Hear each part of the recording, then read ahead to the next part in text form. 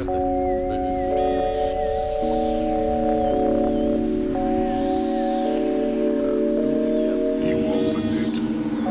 Didn't you say there was some musician who years ago made you a new theme tune? Yeah, there was, but an aspiring musician who hasn't really done anything I know. since. Wonder what happened to him. Yeah, no one's watching yet, obviously, because I forgot to set the stream up earlier. So everyone's like, Oh, "Oh sorry. no, it's not on," and they go, "Oh yeah, they Yeah, usually late." So do you want to wait for people to filter in before we do it again? fashionably late. We can just talk to ourselves until then, can't we? Well, I could say it's Oh, we got three. just do it. We got three concurrent views. We're in. We're in. Let's go. Oh yeah, but one of them's me and the other one's you. Oh yeah. Is there And anything? Is there anything you want to talk about before we get into it? yeah, why is Gif the talking mongoose the thumbnail? Because I didn't change it back. Because Oh, I set the stream up about 30 seconds ago. That's why. I never get to reuse settings when I do a stream. How does that work? You go into the setup thing, and then it says, "Do you want to reuse settings or not?" Hang on, if I bring up OBS, Yeah. OBS, right, and then I do. So I go to manage broadcast, and then I've got no. Oh, okay. I have one set up. That's a Crimson Man. I haven't played that in years. No, every time I go to set up, and then it's go to create new broadcast. Yeah. So what if I did?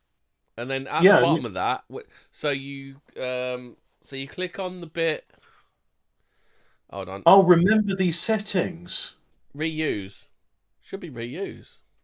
Ah, yeah, but you see, I've never clicked on remember these settings, so maybe I'll try that next time.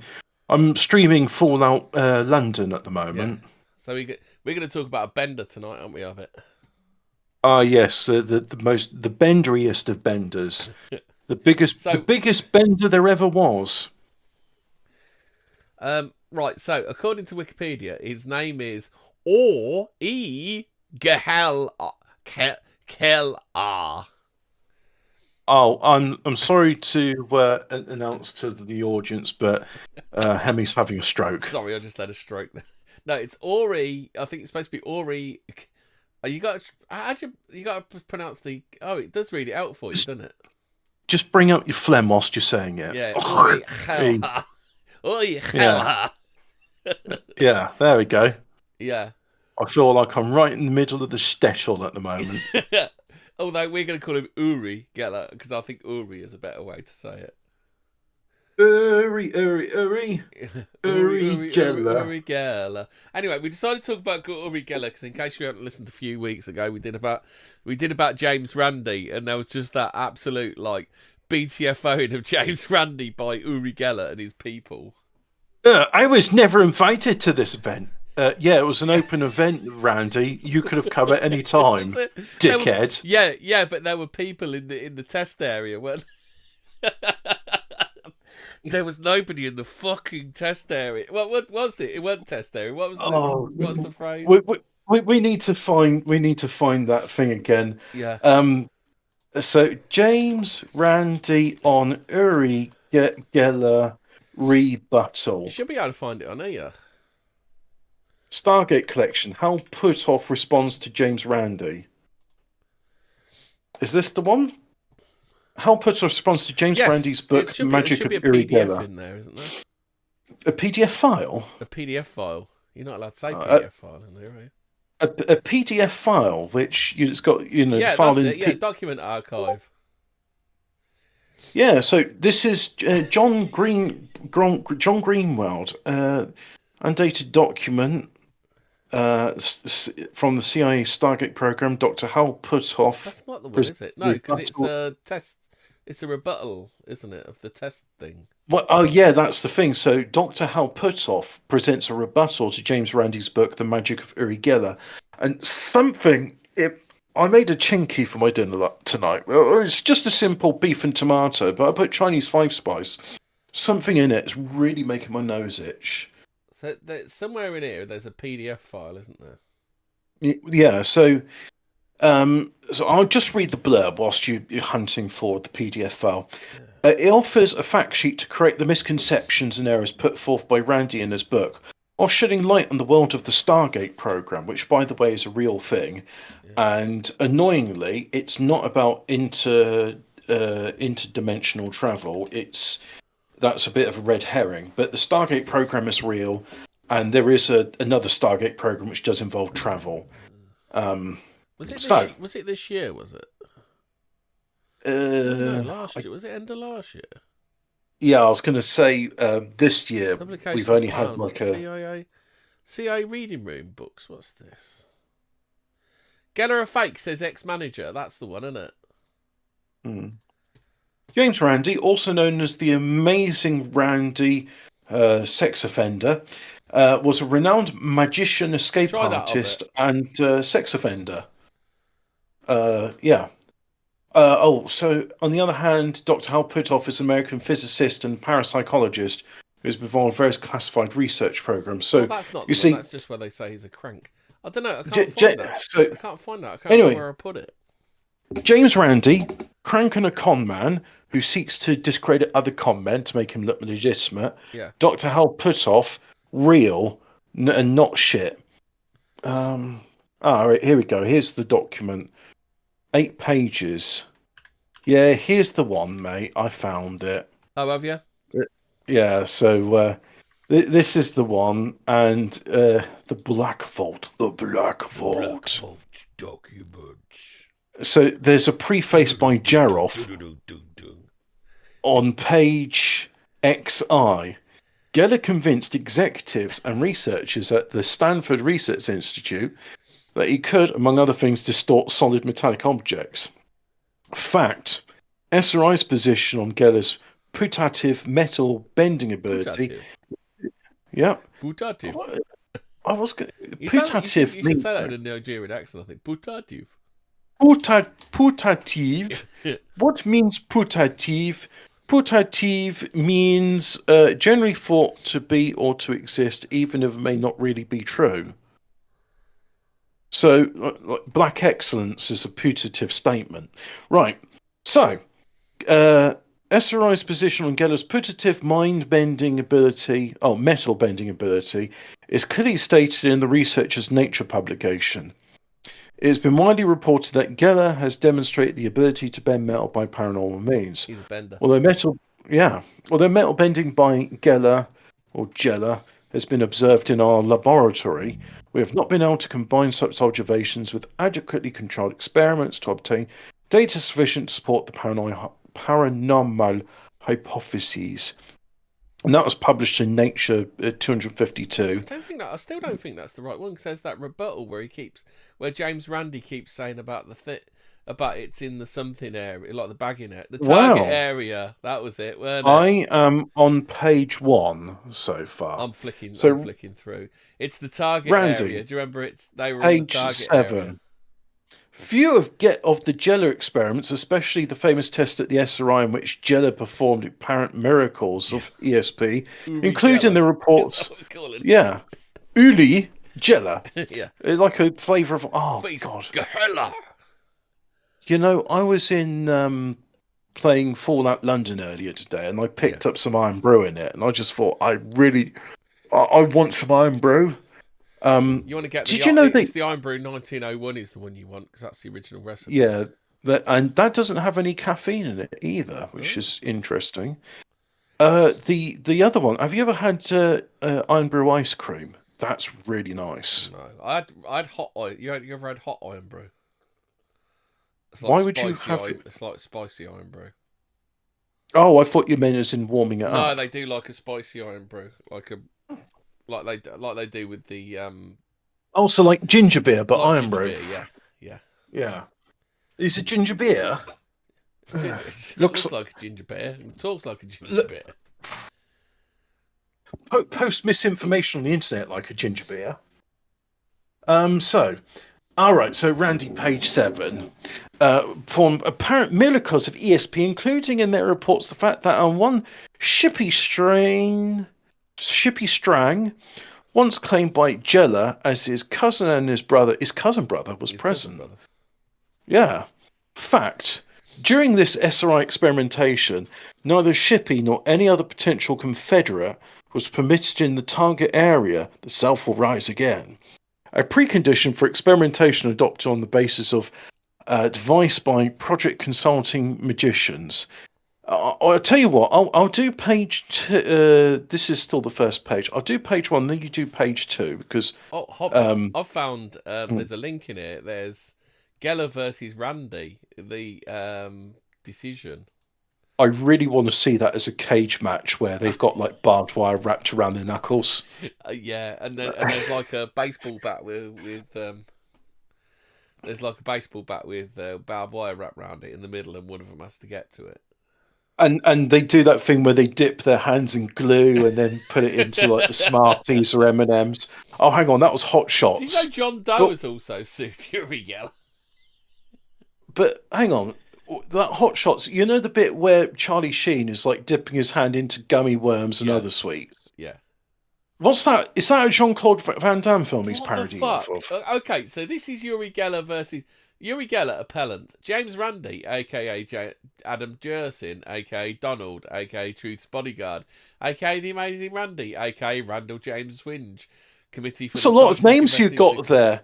I wonder if this man's ever been done for fraud before in one of his pseudonyms. It's just a strange feeling I got there. I'll do the last one, and you carry on, right? So, Randy, page 9. But scientists are loath to consult magicians. Fact. At SRI, one of the two responsible investigators is an amateur magician with over 20 years' experience. A Bay Area magician who specializes in exposing fraudulent poltergeist cases, is a continuing consultant for the beginning of the project. And Milbourne Christopher, a world-renowned magician and critic of psychic phenomena, is brought in to critique videotape and film of the Geller, and it's just protocols for further experimentation. That's did page. Uri Geller invent the Geller field? Yes, which you can see in Event Horizon, or at least the consequences of travel in. Of not having a Geller field. Yeah. Do you know? I really want some strawberry ice cream now, and it's bothering me. Or how about raspberry ripple instead of it? Yeah, raspberry ripple's good. What's happened to raspberry ripple? You don't get it anymore. You ready? You can help me read this. The Geller versus Randy. Oh, are we? I thought we were going to do a recap of these 7 pages. We can do if you want. Oh, come on! I'll do one more page and then you do a page because I'm feeling. Was it? You know that was a big meal I had. Yeah. What is it? The blackvault.com. Yeah, I'm on page 3 and part 4. Randy, page 9. Yeah. Even while the Stanford research Institute was involved in testing the Israeli wonder, I wrote offering my services and have never received the courtesy of a reply. Fact. Randy's letter, dated September the 6th, 1973, was months after completion of the SRI work with Geller. Don't. Why wasn't I invited back? Because we're not doing any more experiments, dickhead. You fucking 6 months too late, you dick. You fucking idiot. Well, why wasn't I invited to the Christmas celebration? You're writing this letter in June. Yeah. Oh dear. Plus, you have stole my fucking bike. I'm you know why you're not invited to Christmas. That James Randi didn't have the $1 million. I think it was he's all shifting the goalposts, weren't he? Yeah. I mean, literally, Jesus Christ could come back from the dead, turn water into wine, and float on water. And James Randi would be like, "No, that's just stage magic." No, he'd just go, "I'm doing this when I'm 5." I mean, even Jesus could turn gallons of water into wine, and enough that had a market value of $1 million, sell it for $1 million, give it to James Randi, and it's like, "Have I convinced you now, my child?" And then James Randi would be like, "Yeah, to turn him up," and then run away with $1 million. Like, "What $1 million? Help! This guy is trying to steal my last $50. You'll be hearing from my lawyers about that $1 million you owe me." James Randi talks like this, by the way. I've heard him in real life. Oh, hang on. Does he sound like that? Or does he sound like the slave owner in Star Wars? Watto. Hey, Annie, there's a buyer here for you, and he looks fairly horny. His name's James Randi. I'd like to buy your Uri Geller. US dollars will be acceptable. Hey, get that away from me. Only take Bitcoin. It's Israeli shekels only.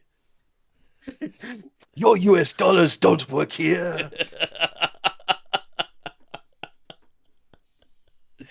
Oh dear. Oh. Well, so Randy, page 15. Then too, there seems to be developing a public belief that science approves the trend towards psychological. I can't keep that up.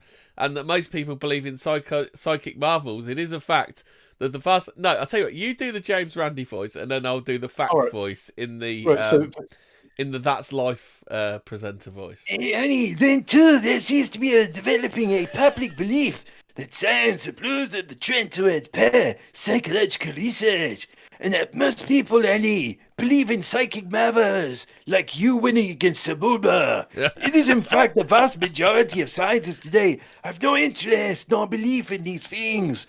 No. Fact. Only. Go on then.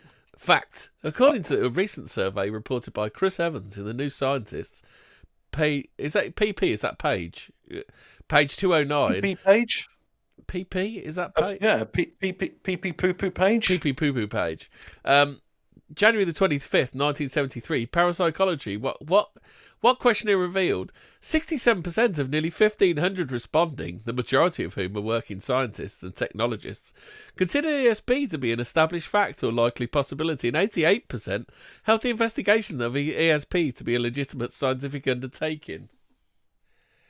Yeah, I mean, this is the thing with science, right? If you're just if you're always doing like, oh, I don't believe in anything, then what's the point of it's just the science is settled. Nothing new can happen. Nothing new can occur. Nothing new can be discovered.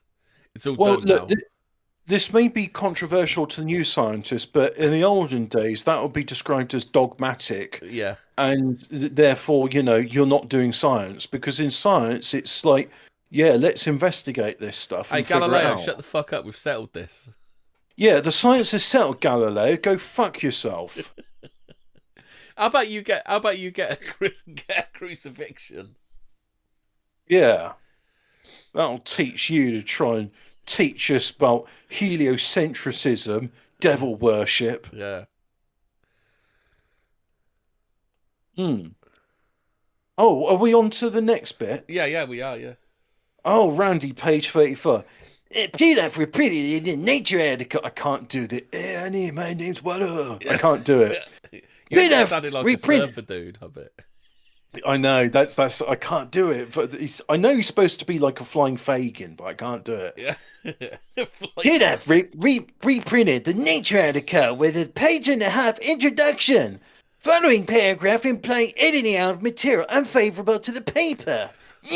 Fact. Reprint of article to which Randy refers is the standard Nature reprint sent out to authors. The so-called introduction Randy claims is deleted refers to an editorial at the front of the magazine.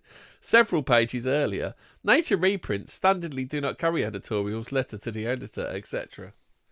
Yeah, bitch. Go fuck yourself. So, Randy on page 39 says, after reprinting Nature editor, Randy claims the amazing Randy, more like amazing he can walk and chew bubblegum at the same time. Am I right? The amazing... you'll be hearing from my lawyers about this. The stunning and amazing Randy. Yeah. the stunning and brave Randy. Randy's referring to himself in the third person in a statement. After reprinting Nature editor, Randy claims that he must be given his own version of SRA paper, as SRA did not make the paper available to him. Fact, SRI paper to which he refers is the same magazine as the editorially reprinted a few pages later. A document in the public domain available at any technical library, permission for the use of which is obtained from the magazine as well as done for the editorial. Randy Page. How wrong can one man be? But imagine Uri Geller is the hill you're going to die on, but you're literally going to turn it into Hamburger Hill instead. It's amazing how it's like, oh, this is an easy target. I'll just make up some lies, which were real in my mind. So next on Randy, page 42. There was no way I could get to see the SRA film. Only the elite of the world of science and journalism were invited to the Columbia Symposium. This is your favourite one, isn't it, Hobbit? Fact. Yeah. The Columbia Symposium was widely known to be an open symposium to which any interested individual could come and for which no invitations were required. Except for James Randi, where he said, go fuck yourself, you're never welcome here, ever. Randy said, can I come? The rest of the world can come, but you can fuck off, Randy. And then they said to James Randi, get buried under a pile of shoes. Which seems like a very specific insult, and they don't understand what context that's referring to, but who knows? Maybe it's some sort of Bay Area insult. Yeah. Randy's pages 43 and 44. Yeah, something the San Franciscan would say. Get buried under shoes. Dom Elfkicker's come up with a new pronunciation for Uri Geller. Urine jelly. Yeah. Urine jelly, that's it. Randy, pages 43 and 44. Randy would have the reader believe that this compass sequence and spoon-bang sequence of the SRA film, experiments with urine jelly, are examples of where... Sorry, that's Jello for my American audience. Are examples of where SRA scientists were taken in by magic tricks. Fact, with regard to the compass sequence, the film narration states, the following is an experiment in which retrospect we consider unsatisfactory, as it didn't meet our protocol standards. Here the task is to deflect the compass needle. However, according to our protocol, if we could in any way debunk the experiment and produce the effects by any other means, then that experiment was considered null and void, even if there were no indications that anything untoward happened. In this case, we found later that these types of deflections could be produced by a small piece of metal, so small in fact they could not be detected by the magnetometer.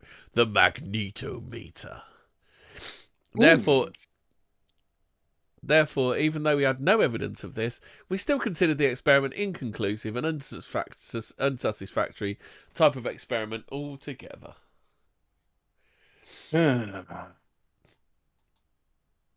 Oh, there's still more on the next page. Do you think James Randi's a little bit upset? I think James Randi is dead and boiling in a cauldron of excrement, but as is tradition for his people. With regard to the spoon bending sequence, the film states one of Geller's main attributes is that he had been reported to us that he was able to bend metal. In the laboratory, we did not find him able to do so. It becomes clear watching this film that simple photo interpretation is insufficient to determine whether the metal is bent by normal or paranormal means. It's not clear whether the spoon is being bent because he has extraordinarily strong fingers and good control of micro-manipulative movements, or whether in fact the spoon turns to plastic in his hands as he claims. Text of the narration of film Experiments with Uri Geller shown at Columbia and elsewhere. Text released as part of SRI press release of March 6th, 1973, accompanying Columbia presentation. Oh. Right, so, Randy, page 56. Shippy was there, according to Hanlon, constantly underfoot during the tests. In fact, Mr. Randy, not often you're right, but you're wrong again. Neither Shippy nor any other potential Confederate was permitted in the target area during the tests. Hanlon's allegations to the contrary were refuted in letters to the editor. New Scientist, page 443, November 1974. This cease these anti-Semitic attacks. Randy, page 47 through 57. Oh, this is a big rant then. If you made an excuse to leave the room, I could have gotten just one quick glance at Shippy Strang, and he was trying to signal. A quick glance at this target might give Shippy an impression of a horse. Excuse me. Really, really itchy nose. I don't know what I've eaten, but it's just really making it itchy. I wonder if it was coconut oil. Such a response can result from a hand signal. This shape, which would have been transmitted by simple hand gestures or by a verbal clue, they may have even been watching Shipley by now, etc. Fact. As indicated above, neither Shippy nor any other potential Confederate was permitted in the target area. And Geller was never permitted to change his position, i.e. enter or leave experimental room while an experiment was in process. Oh, you expect me to believe that? That just sounds like So lies. So Randy, when he's debunking, then literally just talks absolute shit. Is this what I'm led to believe? Like, is this a sample of typically what Randy does? It's not just that, but it's sort of this is a microcosm of what goes on with these people, where they just make up lies and expect you to believe it, and then when you call them out on it, they pretend like you've viciously attacked them. Well, this is the thing, isn't it? You've got two camps here, haven't you? You've got the people who are fiercely like pro paranormal, and you've got Randy who's fiercely anti paranormal, isn't it? So like, basically, you believe what you want to believe because you're man, based on what your man is saying, don't you? I don't even think he's fiercely anti-paranormal. I think it's more a case of just like he's found a grift where he can say like, if anybody can prove any paranormal ability whatsoever, I will give them $1 million. And it just like sounds like, like a big deal. Like, oh, $1 million if you'd just be like a cool dude and could prove it, but you're not. You're just a crank because James Randi. Alias whatever, trading as whatever, would never go through the list. Yes, trading as James Randi. Hold on, I've just got to nip back a page.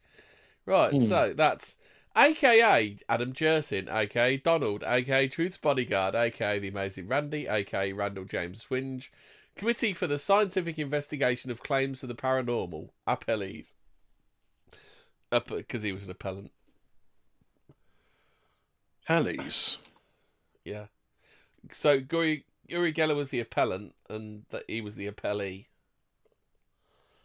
Yeah. Weird, eh? Yeah. Oh right. So is it my turn? I got like lost in the fact. I think it's 12 we're on now. Yeah, page 12. Randy, page 55. Captain Edgar Mitchell has said, I was there virtually all the time. I am a co-investigator on all that work. They were so eager to keep him, Jalor, around that they worked themselves into a box by meeting his every whim. Fact, Captain Mitchell was not at SRI for any of the experimentation reported in Nature, but rather only during early efforts to find whether it was possible to introduce strict protocols, as was finally done successfully. So I assume basically what they did in the lead up to this was they probably had a week or so where they were trying to figure out what protocols to put in to, I suppose, mitigate any shenanigans. Like literally doing what James Randi should be doing rather than just James Randi talking shit after the fact. What, like setting up an experiment and making sure it's reliable and it's going to work? Rather than going, I could do this with a magic trick when I was 5. Yeah. So what we got next in this? 13. Randy, page 57.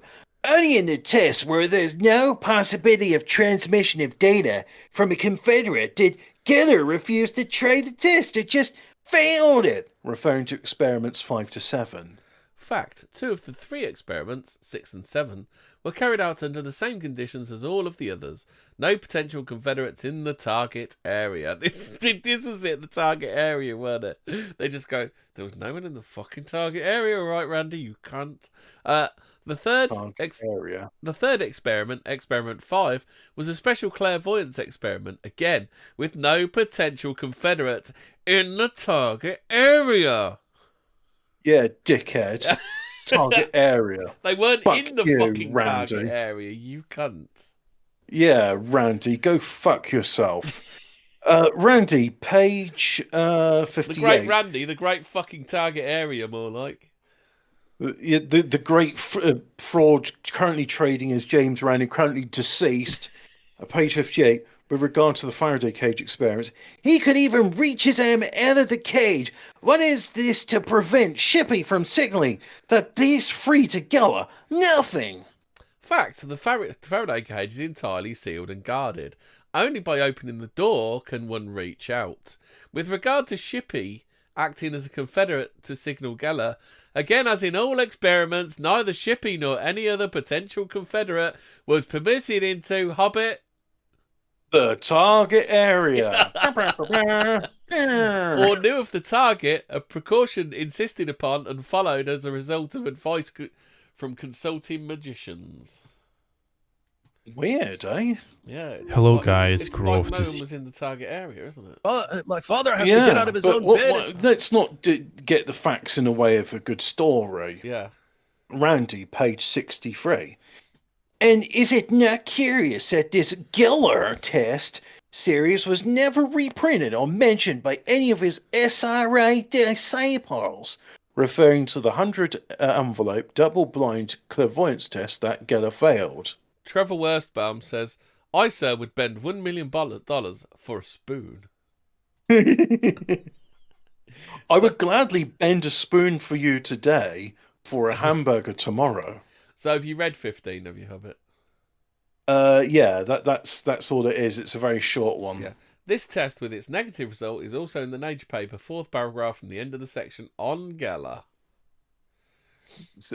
Randy, page 73. Agreed to examine Geller's claims that the arrangement, if the results were not positive, no repair would be issued. Did Geller have the same arrangement with the boys at SRI before he agreed to be tested there? I bet he did. Negative results on compass deflection and metal bending are reported in the SRI film Experiments with Uri Geller, Columbia Physics Colloquium, March 6, 1973, and negative results on spoon bending and 100 envelope clairvoyance test are reported in Nature, October 1974. Oh, well, that's just, inconvenient truth, man. Yeah.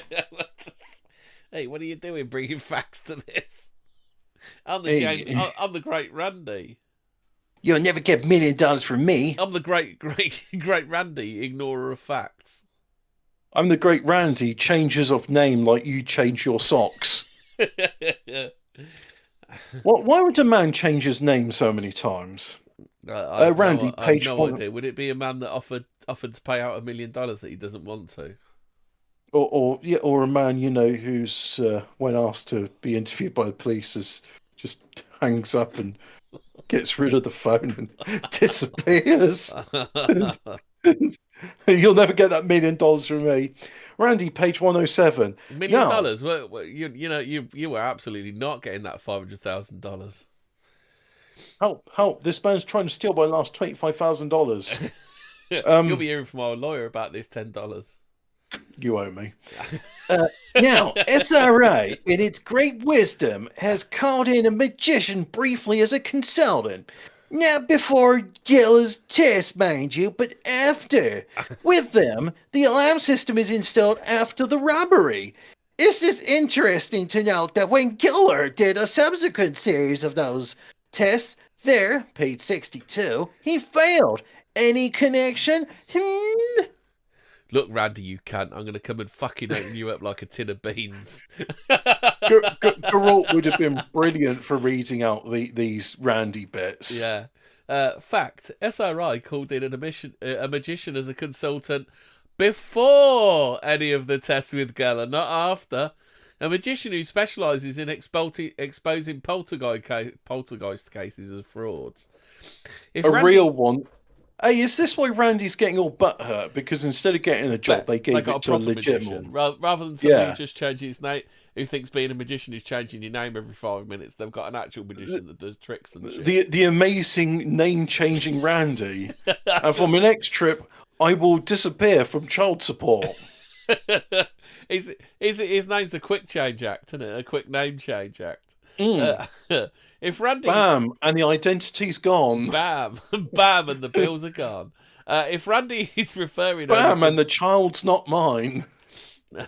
If Randy is referring only to Milbourne Christopher, no tests, including those of page 62 would... Oh, sorry. This is not very... This is when... Do you remember when America had, like, too much punctuation instead of, like, not enough like it does now? Well, you see, that's why they've run out of punctuation. I think they used it all up in the 70s. If Randy is referring only to Milbourne Christopher, no tests, including those of page 62. And we called him Millwall Christopher. No one fucking likes him, and he knows. Oh, fucking Millwall. No one likes us, and we know. Millwall. No one likes Randy, and we know. Including those on page 62, were done after Christopher's consultancy. All work with Geller having been completed before Christopher's arrival. Interesting. So, we got some more of this stuff. Randy, page 125. And the SRA public relations man, who has since quit the organization, called Wilhelm of Time to see what can be done about the story. That's an interesting... Wilhelm of Time. Wheel of Time, is that why he's called Wilhelm of Time? Yeah. Apparently women find that book quite popular, or there's a lot of women readers of the Wheel of Time. Yeah. Fact, SRI's public relations man, Ron Dutch, did not quit the organisation over this or any other issue and is still there. Just the fucking straight up fucking lies that the Randy comes out with. Hey Randy, what are you talking about? I'm still here. So don't talk about me like I quit, dickhead. Don't talk shit about me. I'll come and fucking open you up, you cunt. I'll come and show you like some source fact-based information. No, cease these attacks. Right. What we not? 19, right? Ray Hyman, quoted by Randy, page 148. So I asked them, Puloff and Targ. Where are they get? Are these all characters from an Eric July comic? Like, where are they getting these fucking names from? These sound like Klingon to me. If he could Puloff and Targ, if he could bend them without touching them, the metal rings. They sound more like Bajorans to me. Yeah, that's it. Yeah. They told me he could do it either way. I asked Puloff if anyone else at SRA had seen Urin do it without touching the ring. They never did answer me. They simply assured me they could do it either way. Is this what this is all really about? He just wanted Uri to touch his ring. Yeah, he's just like, hey, where's my ring touching? Yuri, why don't you ever respond to me, Yuri? Yuri, I love you, Yuri. Yuri, you didn't respond to my last letter that I wrote, Yuri. I guess you must be busy or something. I don't know what the rest of the lyrics are to that song. I was trying to think, but I just can't think. I haven't listened to Eminem in so long. The very first time I heard him, my mate had he actually used Napster as opposed to just Kazaa Lite, and he downloaded and put it on an MP3 CD. Yeah. And the very first song says, if you have bought this album, you are kissing Eminem's ass. And I was just like, oh, well, that's ironic because you've just pirated it. Yeah. So in other words, that's all I remember from. Oh yeah, and then my name is, and then my name is James Randy for this week. My name's James Randy. I'll say, oh fuck! It's the thing about signing the starter hat, isn't it? You know, I'll come to your gig, Yuri, and you sign my starter hat. Yep. Should we get the lyrics as stand up, and we'll just do a little bit of that. Go on then. I like the bit with Dido. Whatever happened to Dido? I mean, she was never as famous as Enya. Did she buy a castle? Had one album in her, didn't she? Yeah, but she could have done more than an album. She was like not Randy's shit. Tea has gone cold. That's why. And he's really upset. Uri Geller never invited him to see Michael Jackson play. And that's why Uri Geller is mad at him. He's so mad at him. Dear Uri, I wrote you, but you still ain't calling. I left my cell, my pager, and my phone, home phone at the bottom. I'll share it with you, Hobbit. You can take over. Oh, hang on, let's have a look at this then. Yeah. Oh no, that's Geller versus Randy. Just put it in. This. Oh, I need to confirm that I'm a human because I wouldn't want to touch this. Like, yeah. I sent 2 letters back in autumn. You must not have got them. There's probably a problem at the post office or something, or maybe you're just in the target area. Sometimes I scribble addresses, but you weren't in the target area. But anyways, fuck it, I'm just gonna make up mad shit about you, and no one's gonna respond to my letter. How's your daughter, Erin Geller? My girlfriend's pregnant too, but it's definitely not mine, so I've just changed my name. Anyway, I'm about to be a father. You can't prove it. I'm not paying child support. If I have a daughter, guess what I'm gonna call her? I'm gonna name her Michael Jackson.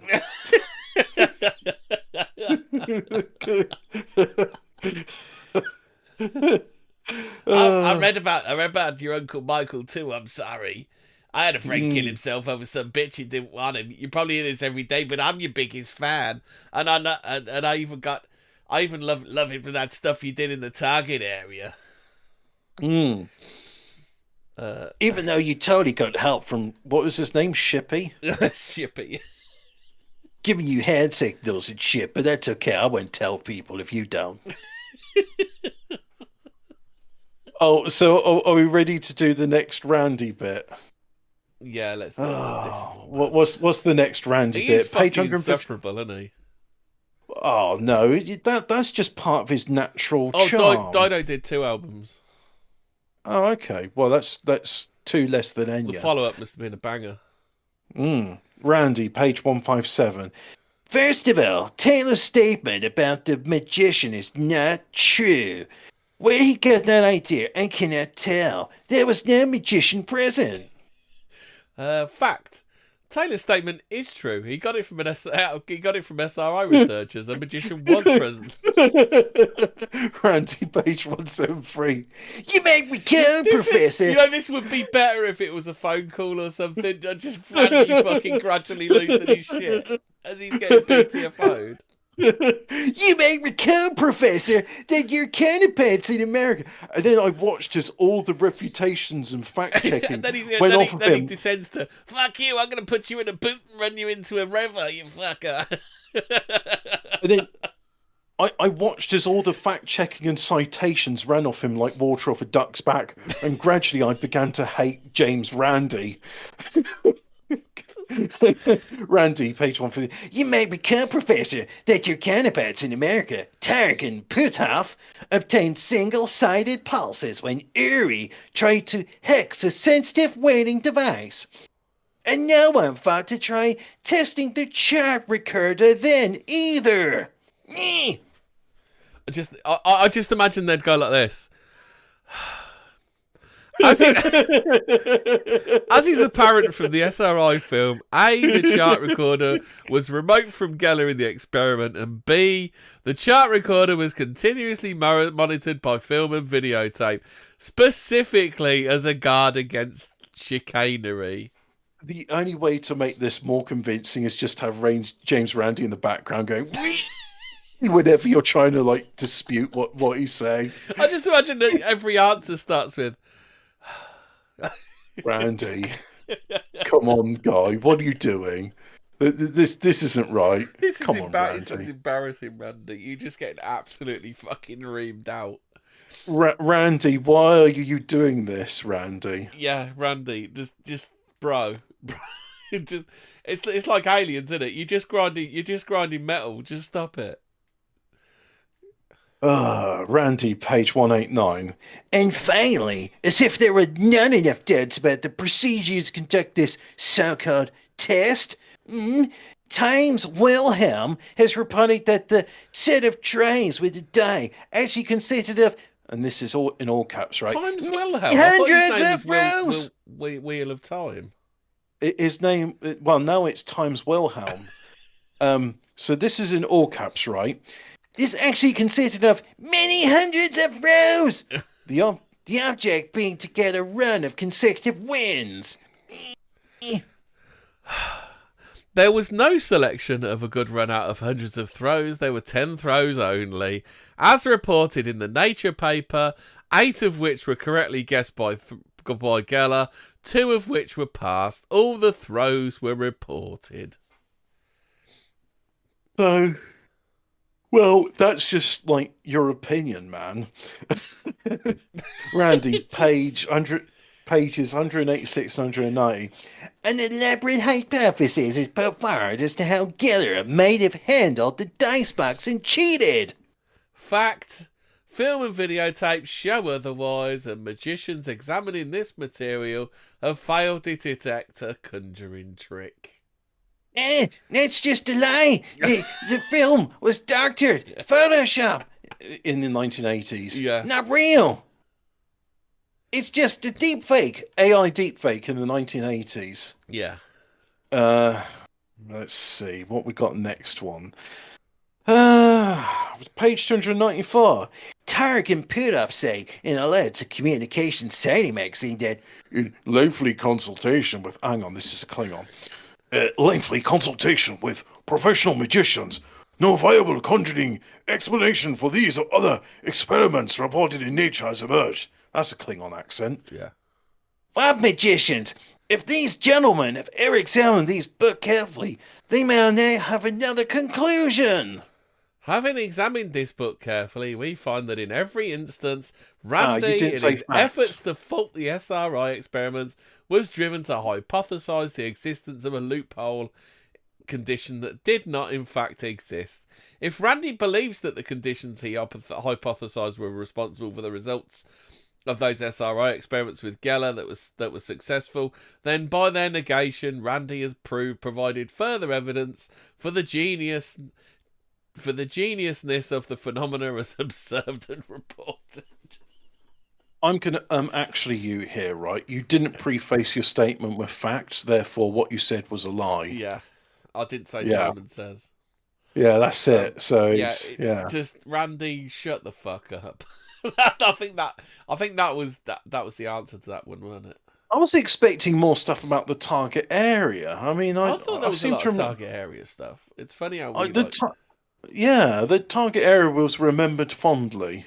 Are we ready for Randy? Fresh off his defeat of defeat of Uri Geller in his experiments at the SRI, he decided to take Uri Geller to court. Yeah. I've put the link in for it. Oh. So, appellant Uri Geller, a citizen of Israel and a permanent resident of England, is a self-proclaimed psychic who uses putative Wait, is Geller powers. still alive? Who? Geller, I think he is, actually. So Uri Geller, we're actually siding with you over James Randy. Yeah. We all love Uri Geller on 14 words. Yeah. To accomplish such remarkable feats as reading minds or bending spoons and suspending cable cars in midair with nothing but sheer mental force. I've never seen that one. Did you know he did that one? I don't remember that one, sorry. No. Geller has built a career and reputation on attempted demonstrations of these psychic skills, appearing on numerous television programmes such as The Tonight Show with Johnny Carson, and being featured in countless newspaper and magazine articles. Among Geller's critics is James Randy. You don't say. An accomplished question mark magician. That should be accomplished question mark, shouldn't it? Jim Cook is asking, and I'm sorry I don't have an answer for you on this one. Yeah. Did the target area have a wooden door? I don't know. I assume it did. I don't know, but all we know is that the target area was not airtight, if that's what you're implying. Yeah. No, it wasn't. No. James Randy, an accomplished magician, author, and lecturer, better known as the Amazing Randy. The fucking bellend Randy, more like. Randy The Amazing Randy, unless it's child support, in which case it's the person of no fixed abode who's definitely not like your father. Go away. Randy was a founding member of the Committee for Scientific Investigation of Claims of the Paranormal. He really needs to make that a bit more snappy. That's a snappy society, that is. Yeah, that's like that other one. I can't remember what it was, but yeah, there's another one that's like that, isn't there? An organisation dedicated to investigating, among other things, claims of psychic phenomena such as those made by Geller. Since Geller's rise to prominence in the early 1970s, Randy has been seething. Sorry, Randy has set about attempting to expose Keeping, various coping, Geller and feats dilating. as the fraudulent tricks of a confidence man. Yeah, as opposed to Randy, who definitely doesn't do any of that shit. Especially Randy, who always behaves impeccably and would not tell a lie ever. Why do I get the feeling James Randi was like a deadbeat, illegitimate father who kept ducking out of child support by changing his name every week? Yeah. I don't know why I get that impression from him, but I do for some reason. It's weird. So here's the meat of it now. In an April 9th, 1991 article in the International Herald Tribune, Randy discussed Geller's claimed psychic abilities, stating that Geller tricked even reputable scientists with tricks that are the kind to be used on the back of cereal boxes when I was a kid. Apparently scientists don't eat cornflakes anymore. That's what Randy said. Based solely upon these statements, Geller filed suit against both Randy and CSI Cop in United States District Court, alleging defamation, false light invasion of privacy, and tortious interference with prospective advantage. The original complaint did not attribute any specific conduct to CSI Cop. However, Geller amended his complaint to allege that defendant Randy was acting individually on his own behalf and/or as a duly authorised actual and/or apparent. I love illegal language, don't you? And/or apparent agent, right. servant, employee, and/or representative of the defendant's CSI Cop. I don't think this list is exhaustive enough. You go back and revise it a million times. And/or he, they, them. Hey, Andor, wasn't that something to do with Star Wars? Yeah. So, 15th of January 1992, 8 months after Geller filed suit in district court, Geller's organisation, that's what it's going to be called from now on because I'm not saying CSI Cop, filed motions for summary judgment and Rule 11 sanctions against Geller. In support of its motion for sanctions, that group argued that Geller could not have reasonably believed that his complaint was well grounded in fact or warranted by law, and that the complaint was filed for purposes of harassing that organisation. Geller responded on January the 29th, 1992. Are you telling me that that James Randi is the sort of person that uses vexatious litigation to harass people so he can make a buck? They don't call him straight shooting Randy for nothing, do they? They don't call him currently trading as Randy for nothing. By filing a motion for extension of time to oppose that organisation's motions, presumably in order to give Geller additional time for discovery. The district court granted Geller's motion, so it looks like Geller's in the box seat for this one, and ordered him to respond to that group's motions. By March 13th, 1992, when the deadline arrived on March 13th, Geller filed another motion for an extension of time until 10 days after he received a transcript of deposition from that organisation's corporate representative conducted that day. The district court never ruled on that motion. Instead, attorneys for both parties agreed at a later deposition attended by Geller that Geller's request for a 10-day extension of time would lapse on the 29th of April. Not April 29th, 29th of April 1992. Geller did not file a response by that date. On 28th of May 1992, that organisation filed a motion for leave to file a supplemental memorandum in support of its motions. That organisation served this motion and the accompanying memorandum upon Geller, who failed to respond. So what's this? So Geller files, asks for an extension, and then just ghosts them. Oh. Yeah. Oh, Craig Wilson says cornflakes was invented to stop boys wank off in orphanages, according to Stephen Fry. That fucker would know. Yeah. Oh, it's worse than that, right? So, Dr. Kellogg who got his doctorate. Oh, there's a documentary about not a documentary, a drama about it, isn't there? Called The Road to Wellville. Yeah, so Dr. Kellogg, who got his degree from Bombay University, had this thing about masturbation, and he had what we called he had a health clinic where horrible parents Was could he a send big their fan of children. onanism then? Was he? Well, he was a fan of like whenever he heard crinkle crinkle in his mattresses because either a boy or girl was doing it. He'd pour carbonic acid over their genitals to torture them. And he was also the one who popularized circumcision of boys in America, and turned it to the thing where, like, most of them up until recently are just routinely taken away from the mother, injected with God knows what, and then circumcised without anesthetic. They put them in this monstrous, torture rack thing with straps, and they absolutely helpless, and just this most sensitive part of their body is just cut away. And Dr. Kellogg, he big proponent. he was like, you should definitely do this horrific sexual abuse to your boy as soon as you can without any anesthetic whatsoever. Yeah. I'm not fond of what's his name? You know the name, Dr. Kellogg. 1,000 deaths are not enough for you, Dr. Wellington Huey. Oh, this gets better. So basically, they keep trying to do it. Geller keeps ghosting them. So after denying Geller's second motion for reconsideration on 27th of July 1993, the court entered judgment against Geller in the amount of $149,000, representing fees and costs incurred by that group defending this action. Geller appeals from this entry of judgment by Rule 11 sanctions. So, jurisdiction. Although, I'm not saying this is typical of a man of Uri Geller's heritage, but I'm also, saying it is. Although both parties correctly agree that this court has jurisdiction to hear is this appeal, that group argues that in light of Geller's post-judgment contact, we should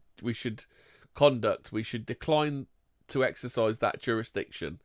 That group asserts that since the alphabet cat, he says it's Anthony Hopkins plays Dr. Kellogg. Yes, yeah. Doctor of torturing little boys and girls. Yeah. Asserts that since entry of judgment by the district court, Geller has neither satisfied the judgment nor posted an appropriate bond, and that he has secreted his assets abroad in an attempt to abuse judicial processes. Consequently, because Geller has allegedly flouted judicial authority, he should not be allowed to prosecute this appeal.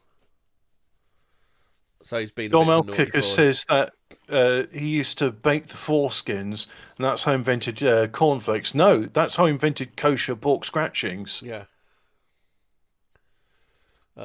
And to this day, that's what our elites eat. Yeah. Actually, it's been a lot about the Podesta's art collection. Like, I don't really want to go through the Podesta's art collection. Can I summarise it as it's disgusting and disturbing, and what the fuck's up with that? Yeah. And why is it on his fucking walls? Because there's a lot of talk of I've never seen it myself, but what's that? Tom Hanks in Castaway. What's the football called? Wilson. Yeah, there's a lot of talk about Wilson lately, isn't there? Because Wilson actually means something, doesn't it? Well, the brand name of the football is called Wilson. No, I think it might be a volleyball. Because he puts the face on it, doesn't he? The red face, and the red face is satanic, isn't it? Is it? Yeah. I don't know. Lovely, isn't it? Our elites are wonderful. This is quite boring. I thought it'd be more interesting, but it just turns out that oh god, they're trying to kill me. But what about his friendship with Michael Jackson? What was up with that? How did they become friends? I don't know. How did they become friends, Hobbit? Well, I shall look it up. How did urine jelly become friends with Michael Jackson? Oh, did you know Uri Geller claims he's a distant relative of Sigmund Freud on his mother's side? Yeah, I wouldn't be surprised. Michael's psychic friend, CBS News. Let's have a look at that. I'll copy the link as well if there's anything you see pertinent here. There are two things you need to know about the psychic urine jelly. One is that he can still do the spoon trick that made him famous all over the world.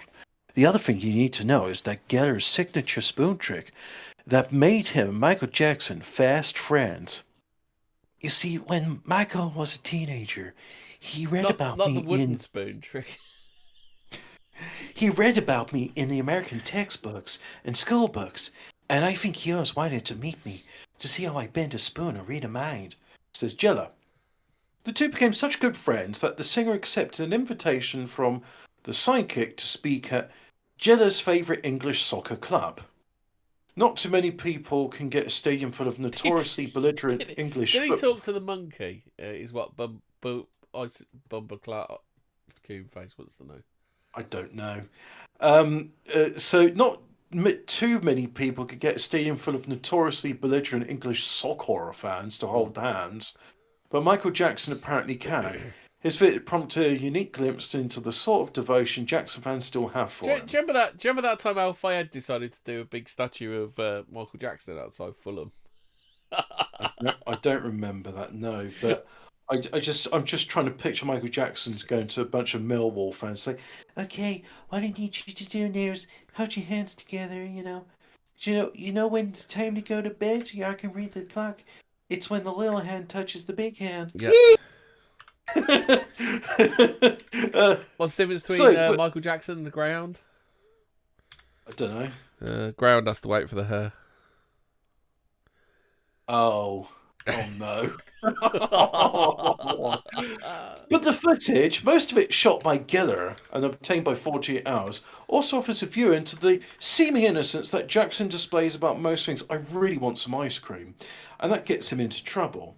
Michael Jackson lives in his own world and by his own rules, and even his friends think that's a big part of his problem.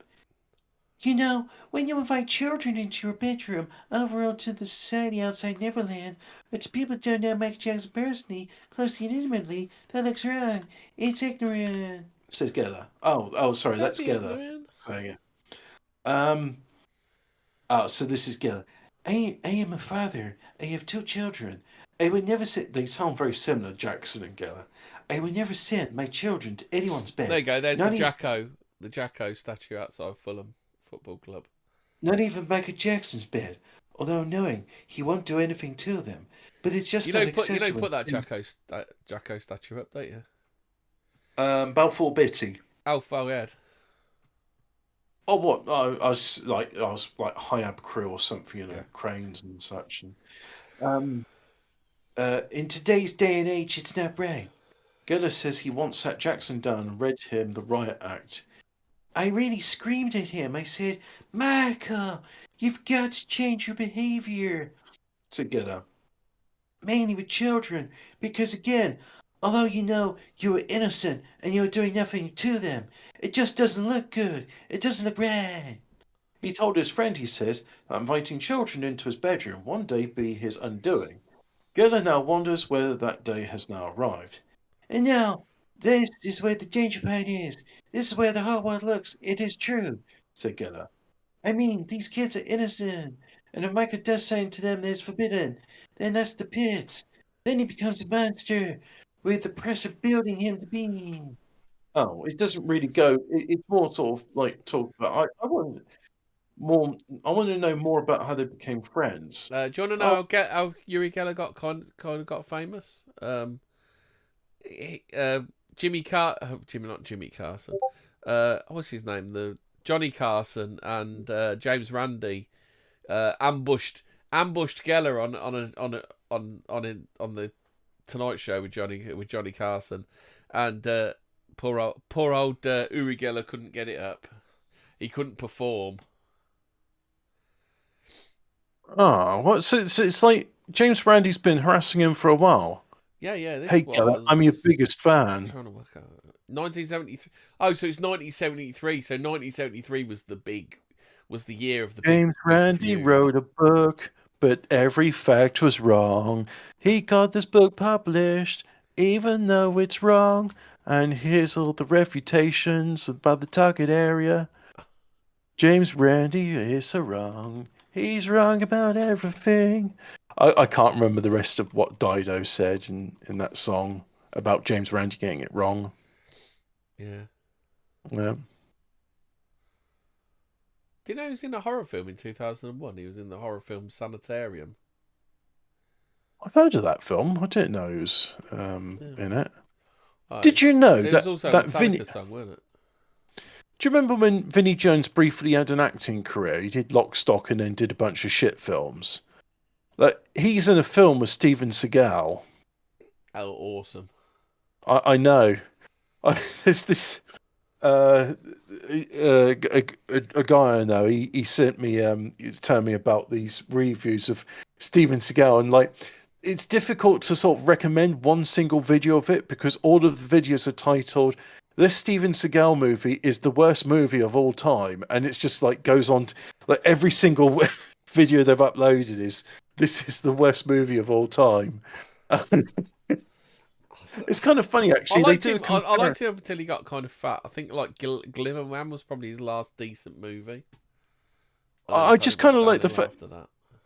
Well, I didn't notice this right. So he walks really slowly, but in addition to that, like many of the scenes, because I know him for a while, like he's doing.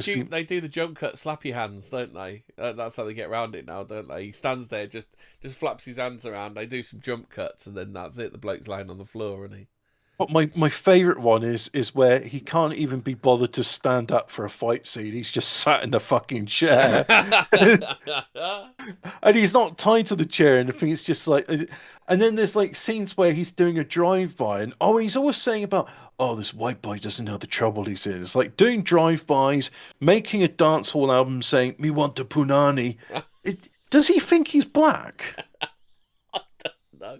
Well, he did kill that voodoo man in Mark for Death, didn't he? Chopped his head off. Oh God, that film. The guy in it is literally called. He's called Screwface in that film. Yeah, Screwface. Yeah, because that's bad. That's really bad. Screwface. I mean, it's like that's literally called. Yeah, but to English people, it's like you called him fuckface. Why did you call him fuckface? But it's like you know, everyone sort of like takes the piss out of Tommy Wiseau's The Room, directed by Tommy Wiseau, filmed by Tommy Wiseau, produced by Tommy Wiseau. It's like Steven Seagal films, like produced by Steven Seagal, written by Steven Seagal, directed by Steven Seagal, filmography by Steven Seagal, catering by Steven Seagal. It's just like he's that halftime band by Steven Seagal. Best Boy by Steven Seagal. Yeah. Casting by Steven Seagal. Makeup by Steven Seagal. I do like how they were comparing Steven Seagal in some movie. I can't even remember. Do you know Steven Seagal was in a film with Michael Caine? Oh. You see, Michael Caine, I don't know what happened to Michael Caine, right? But he's in all these really shit films. And I'd say, I mean, some people might say The Man Who Would Be King is his best performance, or The Italian Job. I think I've said it many times on this show, but you know about Jaws: The Revenge, don't you? He got the script. Oh yeah. It says fade in Bahamas, and he's like, "Yeah, I'm doing it." Yeah, Didn't bother reading the script. Well, it's like it's a film. I'll do it, and it's set in the Bahamas. Yeah. Who cares if it's shit? I got a holiday. I'll get paid for it. Yeah, exactly. But I think my favourite film Michael Caine in where he gives his best performance is A Muppet's Christmas Carol, because he doesn't thumb it in. He's proper like doing it properly, and he's giving it his all. And I really appreciate because a lot of people just go, "Oh, it's a children's film. I'll just do a shit job." You can really transform a film like that just by giving it your all, can't you? Like you say, most of them just thumb in a softie, but if you like act it properly and everything, you can really transform that film, can't you?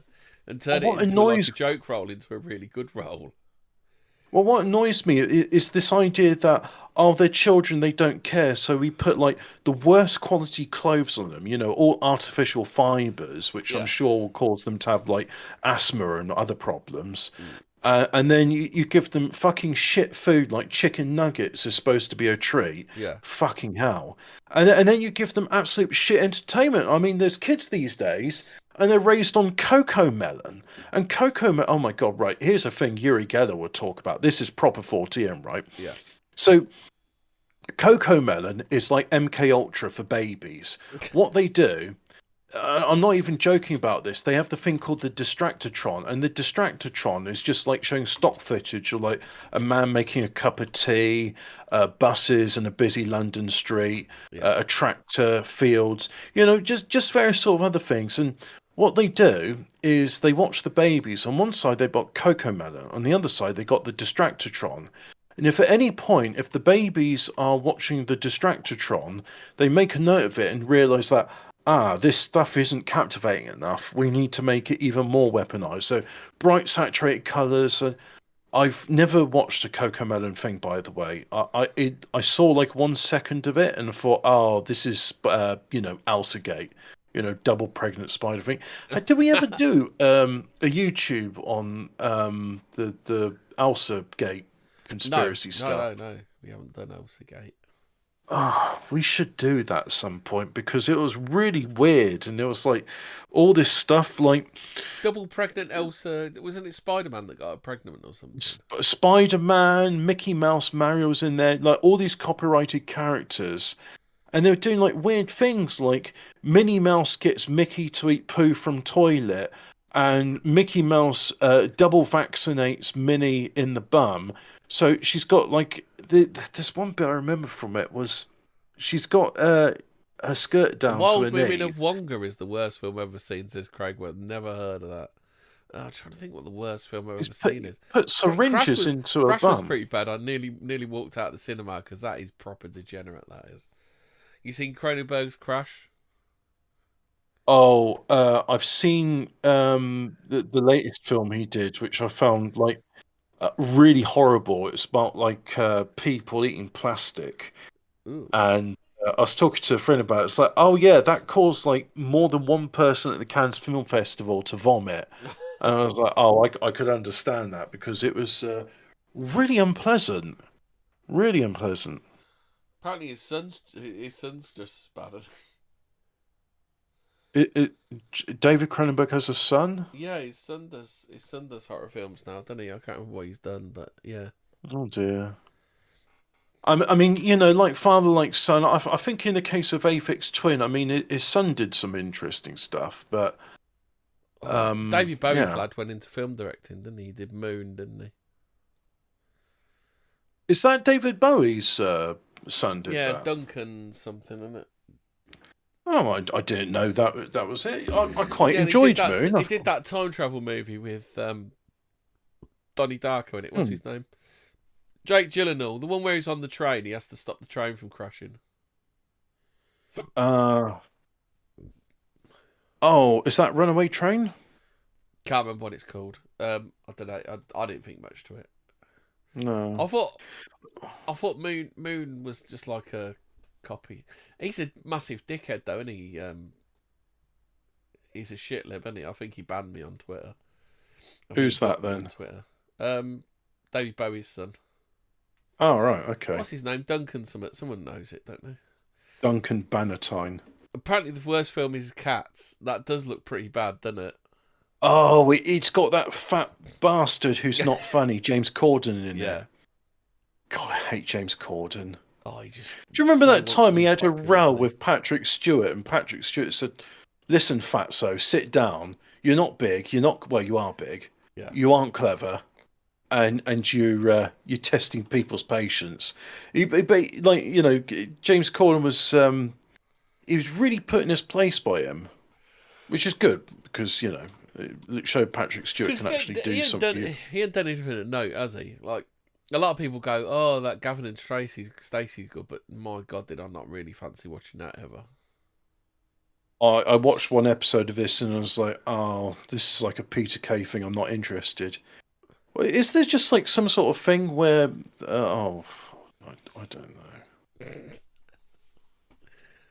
I don't know with this stuff. So right, here we go. True Michael Jackson, his own words and know those words and knew him. Uri Geller about MJ, my friend Michael Jackson. This is 2001. Can I do... Oh, I can't do simple reader mode on this. It'd be nice if that Brave extension worked. But you know what does work better is if I use invert. There we go. Now I've got a black background, white text. This, I promise, how you react when you meet Michael Jackson. You'll stare, you'll start, you'll step up and you'll freeze.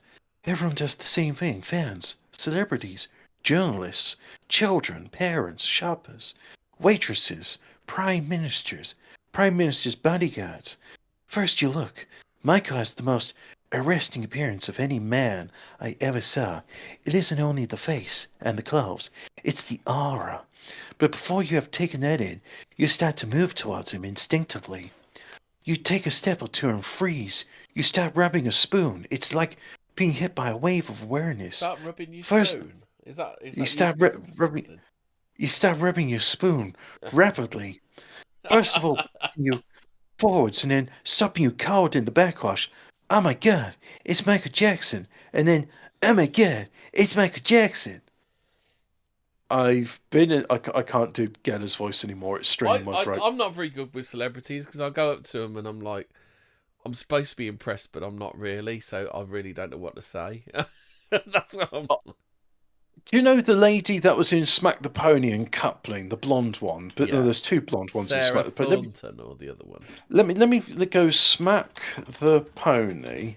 Oh yeah. I've just written Pony. It wasn't Hobbit. It was chick humour. I really like Smack the Pony, and you're wrong about this. Yeah. So it's not Doom McKean. Joey Bowie. No, it's Duncan something. Oh, is it Sally Phillips? Sarah.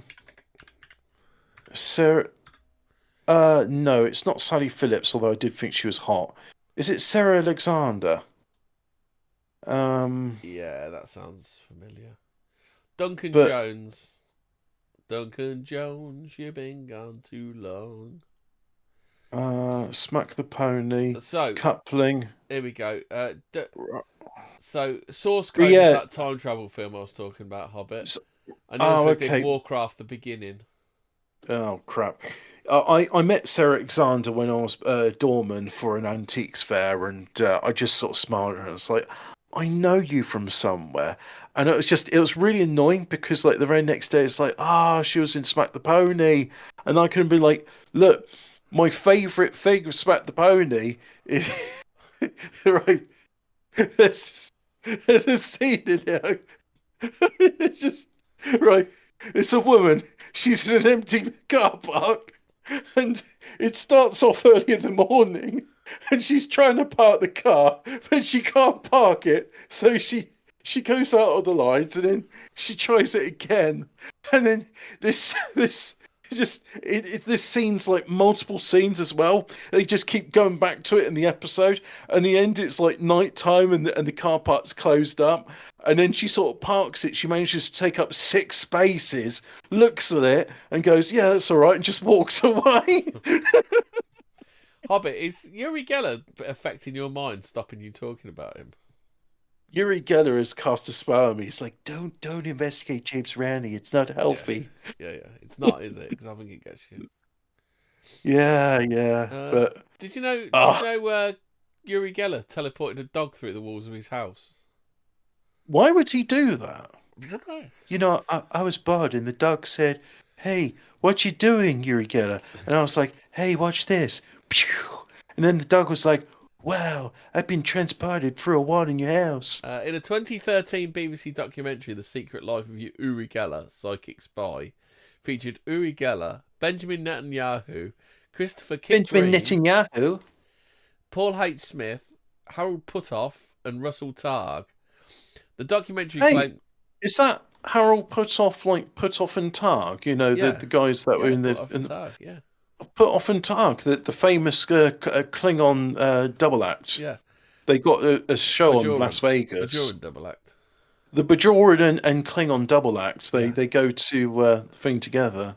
Documentary claimed Geller became a psychic spy for the CIA, was recruited by Mossad and worked as an official secret agent in Mexico, being a frequent guest of President Jose Lopez Portillo.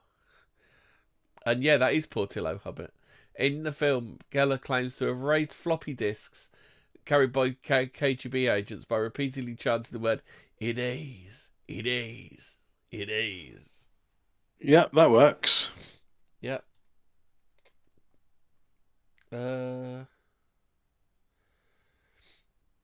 So, Andrea Puharic, I don't know. Easy for you to say. Met Geller in I do struggle with those Greek names. Met Geller in 1971 and endorsed Do you know why him. you shouldn't wear shorts in Ukraine? Why is that? Chernobyl fallout. Yeah. Under hypnosis, Geller claimed he was sent to Earth by extraterrestrials from a spaceship 53,000 light years away. Do you know what? I believe him. Yeah. Probably, yeah. Why not? In his biography of Geller, Uri, Journey to the Mystery of Uri Geller, Puharic claimed that Geller had communicated with super intelligent computers from outer space. According to Puharic, the computers sent messages to warn humanity that a disaster was likely to occur if humans did not give Uri Geller all of their money. No, it did not change their ways. And spit at James Randi when he's walking through the street. Yeah. It can only happen through the crucifixion of James Randi. In 1992, Geller was asked to investigate the kidnapping of Hungarian model Helga Farkas. He predicted she'd be found in good health, but she was never found and is widely believed to have been murdered. Geller was a friend of Bruce Bursford and helped him train his mind during some cycling speed records. 1997, Geller was involved with the second division football club Exeter City by placing energy-infused crystals behind the goals at Exeter's ground. Helped the club win a crucial end-of-season game.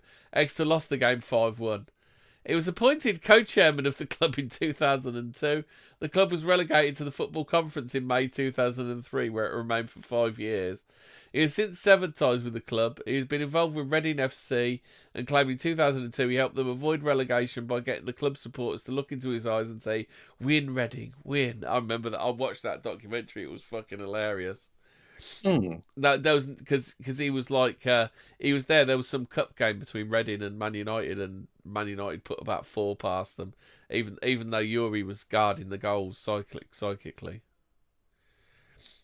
You see, James Randi was batting for the other team, and he was like, lose.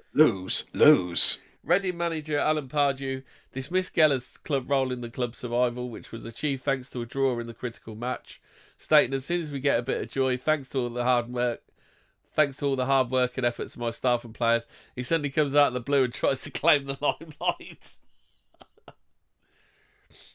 What else have we got here? Hey, did you hear that Mossad had wanted to weaponize Uri Geller's abilities? What, being a bellend? Well, there was like, hey, if you can bend spoons, can you bend tank barrels on that the Arabs have got? In March 2019, The Guardian reported that Geller wrote an open letter to British Prime Minister Theresa May, stating that he would telepathically prevent her from leading Britain out of the European Union. In Geller's words, "As much as I admire you, I will stop you telepathically from doing this, and believe me, I am capable of executing it." The United Kingdom left the European Kingdom on the 31st of January 2020 under the leadership of May's successor, Boris Johnson. So that kind of makes it true then. Well done, Uri Geller. Yeah. Well done, Uri Geller. Uri Geller. Urine jelly. Is that what happens with like the urinals with the cakes that they have there? In the early 19s, is this the most Jewish thing you ever heard of, Hobbit? In the early 1970s, an article in the Jerusalem Post reported that a court ordered Geller to refund a customer's ticket price and pay court costs after finding he had committed fraud by claiming his feats were telepathic. A 1974 article in Howlam Hatter. I think that's how you say it. Name rolls right off the tongue. Yeah, rolls right off the back of the throat. Alleged that Geller's manager Shippy Strang and Shippy's sister Hannah Strang secretly helped in Geller's performances. In Geller's first autobiography, My Story, he acknowledged that in his early career, his manager talked him into adding a magic trick to make his performances last longer. The trick... Make your performance last longer with this one weird trick, Hobbit. This trick involves Geller appearing to guess audience members' car registration numbers when his manager had given them to him ahead of time. Yasha Katz, who had been Geller's manager in Britain, said in 1978 that all performances by Geller were simply stage tricks, and he explained how they were really done. I don't believe any of this. Do you, Hobbit? They're just trying to take him down. It just, like, you know, how much of the stuff about Uri Geller is hype? I mean, the thing is, right, when you about sort of like... 99.9999999%. Yeah, but you see, after, like, the way James Randi was, like, being bitchy about him, it's like, you know what? I'm willing to give him the benefit of the doubt. Yeah. So he's had a few misses, so what? You know, none of us are perfect. So...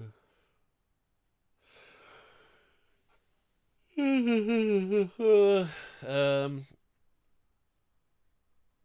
can't find scientific testing. We know about that. We don't need to go over that again, do we? No, we've done that. Litigation 71, a mechanical engineering student, Uri Goldstein. We know him, don't we? I bet we used to go pub with Uri Goldstein. I can neither confirm nor deny this statement. Attended one of Geller's shows and subsequently sued the show's promoters for breach of contract. He complained that Geller had promised a demonstration of... this is the same guy. This is that guy we were talking about earlier, then, isn't it? Geller was not present at the summons, had been sent to the office of promoter Mickey Pellied, who had ignored it as being trivial. Goldstein was awarded IL 275, around $5 for breach of contract. Oh, so that's 275 shekels. Is that an IL? Is that what an IL is? A shekel? Oh, I assume so, because IL is the Israel website address. Yeah. Around $5 for a breach of contract. Yeah.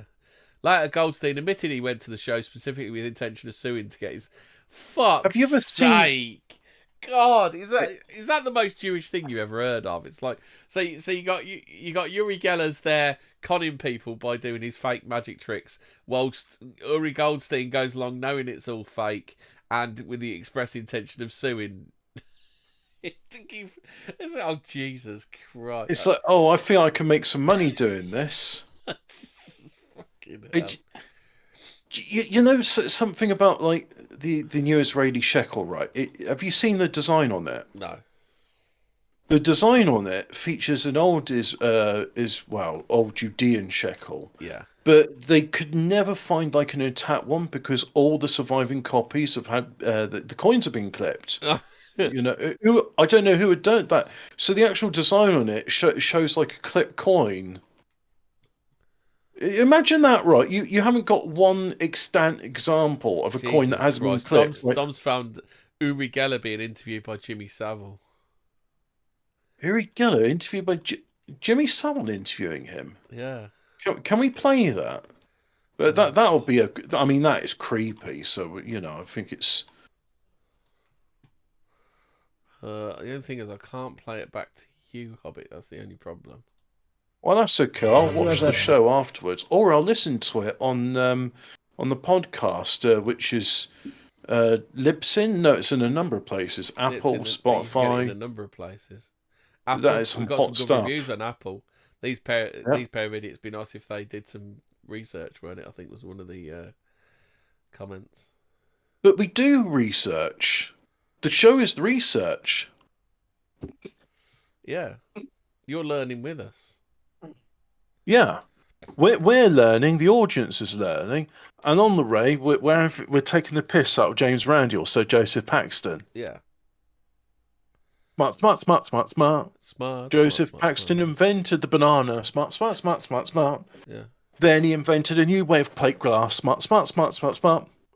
He wrote down the designs for Crystal Palace on the back of an empty fag packet. Smart, smart, smart, smart, smart. So James Paxton was so smart. Smart, smart, smart, smart, smart. He started work at 4 a.m. Smart, smart, smart, smart, smart, smart, smart. Oh. Can you imagine if they, instead of doing a musical about Mormons, they did a musical about Sir Joseph Paxton? Oh God! In 1991, Uri Geller sued the Timex Corporation and the advertising firm Fallon McElligott for millions in Geller versus Fallon McElligott after an ad showing a person bending forks and other items but failing to stop a Timex watch. Geller was sanctioned $149,000 for filing a frivolous lawsuit. Good, because I like Timex, and that's a good advert. My grandfather, my last one, passed away not too long ago, and we were talking about we forgot Hobbit, the Nintendo suit. Nintendo. Did you not know he tried to sue Nintendo? Oh, was this about a Pokemon? Yeah. In November 2000, Geller sued video game company Nintendo for $60 million over the Pokemon species, the Yungara, localized in English as Kadabra, which he claimed was an unauthorized appropriation of his identity. The Pokemon in question has psychic abilities and carries a spoon. Geller also claimed the star on Kadabra's forehead and the lighting patterns on its abdomen as symbolisms popular with the Waffen SS of Nazi Germany. The katakana for the character's name is visually similar to the transliteration of Geller's own name in Japanese. He's quoted as saying, "Nintendo turned me into an evil occult Pokemon character. Nintendo stole my identity by using my name and signature image." Pokemon anime director and storyboard artist Matsumu Hakada confirmed in an interview that Kadabra would not be used on a Pokemon trading card until an agreement was reached on the case. In November 2020, Geller issued an apology and agreed to allow cards depicting Kadabra to be printed. In 2000... Go on then. I'm just sort of going, Yeah. Just to remind you, I'm here too. I'm here. I'm just... Yeah. Personal life. Geller was married to wife Hannah Geller in 1979. Michael Jackson was the best man when Geller renewed his wedding vows in 2001. Geller also negotiated the TV interview between Jackson with the journalist Martin Bashir living with Michael Jackson. Later, however, Jackson reportedly kept an enemy list on which Geller appeared, along with Rabbi Shmuley Boteach. You know Rabbi Shmuley, don't you? But oh, who doesn't know Rabbi Shmuley Boteach? Oh, attorney Gloria Allred, music executive Tommy Mottola, DA Tom Snedden, and Janet Arvizio, mother of an Jackson accuser. Following Jackson's death, ITV broadcast Jackson accuser. Yeah. Doesn't quite scan, does it? Owner of a Lonely Heart. There's something that just reminded me of that. Oh yeah, Jackson Atola or something like that. For some reason, I kept singing to myself. Do you remember when Harry Enfield did the Postman? No, it wasn't Postman Pat Tueo, but he had this Nigerian traffic warden called Pat Tueo. Yeah, I remember that. On the 11th of February 2009, Geller purchased the uninhabited. What time are we on now? Uninhabited 100 metre by 50 metre Lamb Island off the eastern coast of Scotland, previously known for its witch trials and beaches that Robert Louis Stevenson is said to have described in his novel Treasure Island. Geller claims that buried on the island is an Egyptian treasure brought there by Scota, the mythological half-sister of Tutankhamun in Irish mythology 3,500 years ago.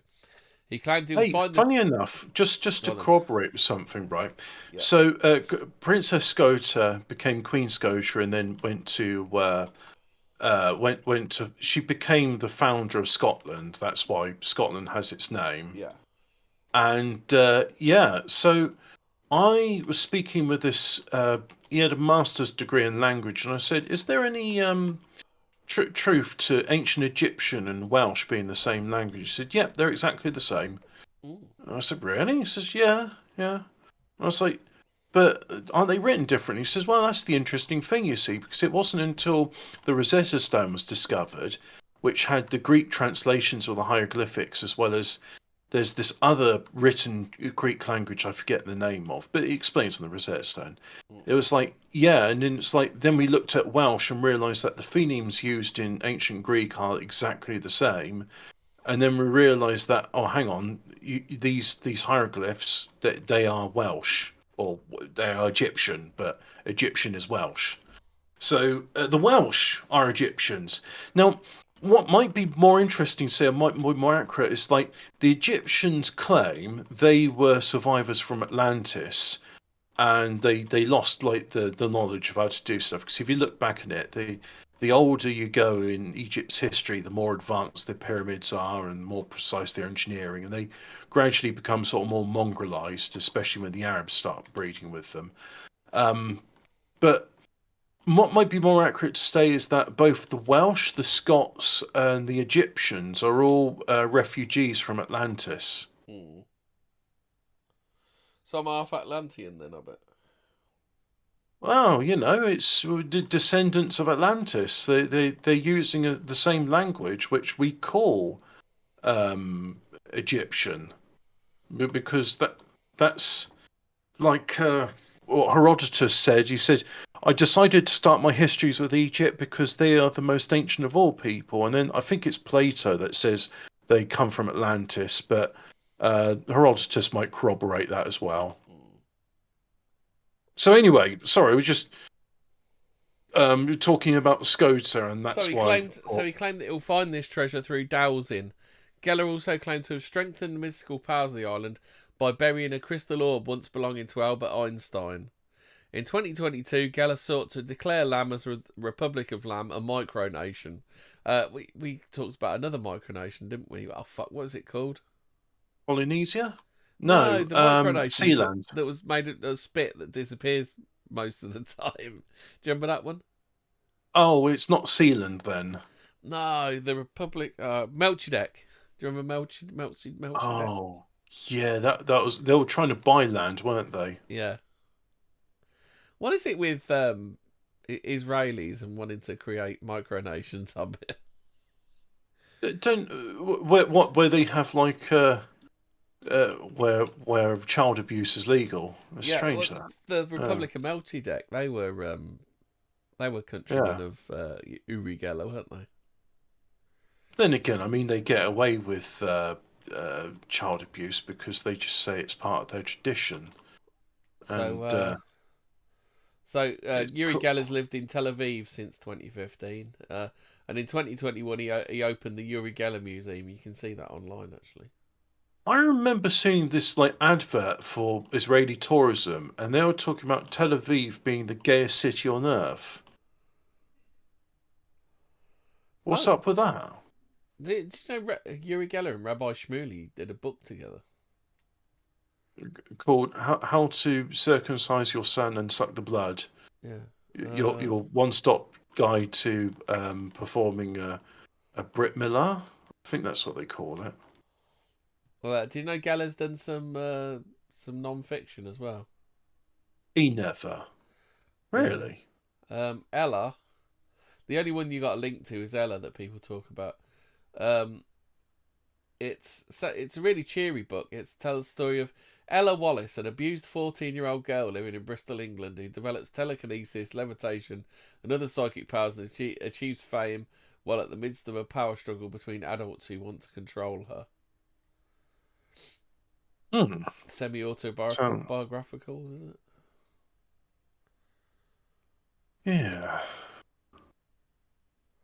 God, you know, it's weird. I suddenly I've come across with the fatigue. So, did you want to do some unexplained histories? Oh, I sure do. I'm sorry.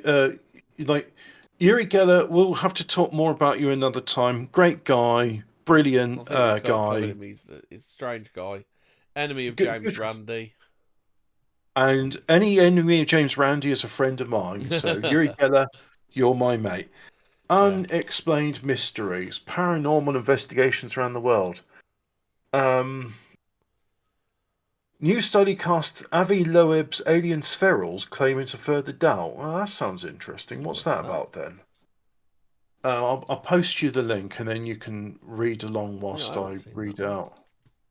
Yeah, so Avi Loeb. do these objects even come from a meteorite at all? Oh, is this going to be really boring? The Harvard astronomer maintains that these objects are part of a potentially artificially made interstellar meteorite. Oh, do you remember Oumuamua, which is, by the way, a really stupid name in the Hawaiian language is really stupid. In 2015... I know the KLF were the justified ancients of Mumu. So, in 2015, there was this weird object. It looked like an elongated asteroid, and it went towards the sun and then zoomed out. But the way it zoomed out was like it would have had to have been like powered. It could that's not like the trajectory. A chunk of rock falling into the gravity well of the sun. Yeah. It should have gone into the sun, but it didn't, and it sort of sped up as well. Like, once you slingshot around a thing, you don't speed up once you've left it. You kind of slow down. Oh, actually, that reminds me. The other headline. Have you seen Pitbulls aren't content with just eating you anymore? They now shoot you. They should. Yeah. I saw that. They're learning. It's evolving. Yeah, that. I don't really know what to say about that, Rhett, frankly. It's a bit disturbing. They're evolving. Clever girl. Let's see. I wonder if there's any James Randi stories in Unexplained Histories. But anyway, Oumuamua, it flew off of its own steam, and so it's an artificial object, probably an alien probe. So anyway, he said this object fell somewhere in the Pacific Ocean. He published a blog article describing the discovery of mysterious metals. Spherals with a composition he claimed to be anomalous when compared to human-made alloys. We found 10 spherals, he said. These are almost perfect spheres or metallic marbles. When you look at them through a microscope, they look very distinct from the background. It has material strength that is tougher than all space rock that were seen before. Since then, however, scientists have cast a great deal of doubt on whether the spherals are actually what Loeb is claiming they are, with University of Chicago's physicist Patricio A. Galliano, for example, dismissing them as coal fly ash. Hang on. Hey, I'm going to make you a deal here. You get it, forget about it. That's how a Chicagoan says. Which he describes as being a wasted product of the combustion of coal power plants and steam engines. While Loeb later attempted to argue his own analysis that ruled out this explanation, something else has now come to cast doubt on the origin of the objects. His whole basis was expedition and recovery operation was the belief that an interstellar meteorite known as CNOS 2014-0108 had burned up over the South Pacific Ocean in January 2014. To determine exactly where the object might have come down, Loeb and his team used seismic data from a station on Manus Island, Papua New Guinea, to narrow down the point of impact. Then they used this to guide their undersea search and recovery operations. Now, however, an international team of researchers headed up by the Johns Hopkins University in the US has determined that the seismic signals picked up by the station at the time were probably not from falling meteorite, but instead most likely to have been a truck passing on a road nearby. Well, the signal changed directions over time, exactly matching a road that runs past the seismometer, said planetary seismologist and researcher lead Benjamin Fernando. It's really difficult to take a signal and confirm it's not from something, but what we can do is show that lots of signals like this, and show that they have all the characteristics we'd expect from a truck, and none of the characteristics we expect from a meteor. If this is true, then Loeb wasn't even looking in the right place when he found the spherals. This makes it more likely than ever that he has found pieces of an alien-made interstellar object. Or he's found something which is an artificial alloy on the ocean floor, and its origins are not man-made. I find whatever these ferals are to be interesting. And I don't like this idea of rubbishing them. Do you remember like when they found like the mummies of those aliens in Peru and the Mexican Congress, like they showed the mummies there? Yeah. And then they were just taking the piss out of them. It was like, oh yeah, I've made a... And they made a cake that looked exactly like it and was slicing it up. Did you know, what was up with Uri that? Geller knows where the Ark of the Covenant is? It's in Ethiopia, isn't it? He says he knows where the Ark of the Covenant is.